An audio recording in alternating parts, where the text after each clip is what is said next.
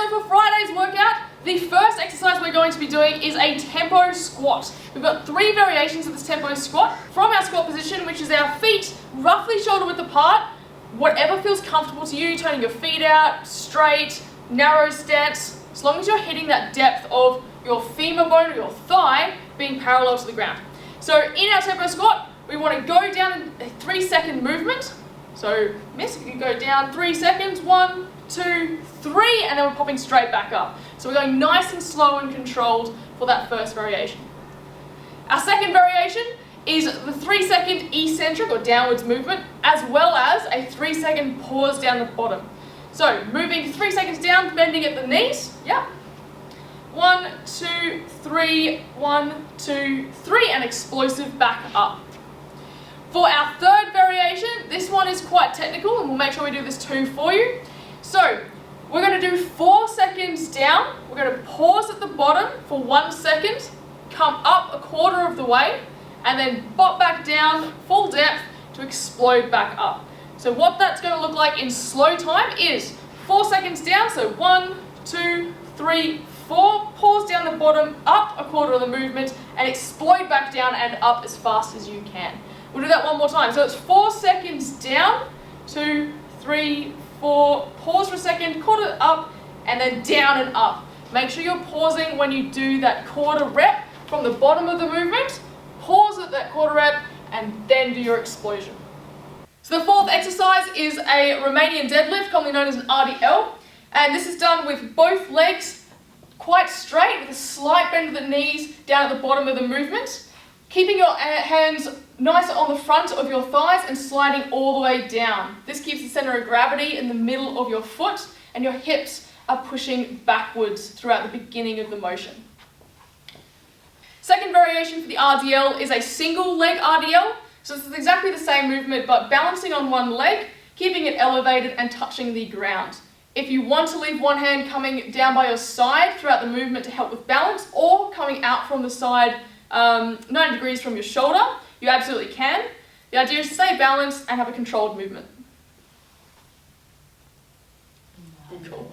The third variation for the RDL is by adding weight. Now you can do this with dumbbells, a bag, bottles of milk, bottles of oil, whatever you have that's easy to hand, or alternatively a resistance band placed under the feet. By doing this, you're literally overloading the muscles, but still maintaining those weights, bottles of milk, whatever it may be, close to the thighs to keep that gravity, or that center of gravity. Alright guys, welcome to week 2's workout. What we're going to be doing and starting with is our first exercise, which is an inchworm. The first variation for our inchworm is just toe touches, so keeping our legs relatively straight at about hip distance apart. You just want to bend down with straight arms and try and touch your toes. If you need to bend your knees at all to achieve this, do. However, we are wanting just to pull on those hamstrings a little bit as much as possible. If you can't touch your toes, just go to whatever level you can. Second variation is the inchworm. For this, you just want to bend down and take your hands in front of your toes and walk yourself out into a plank position where your hips in line with your shoulders and your heels, and then walking yourself on your hands back to stand up. Doing that full movement is 1 rep.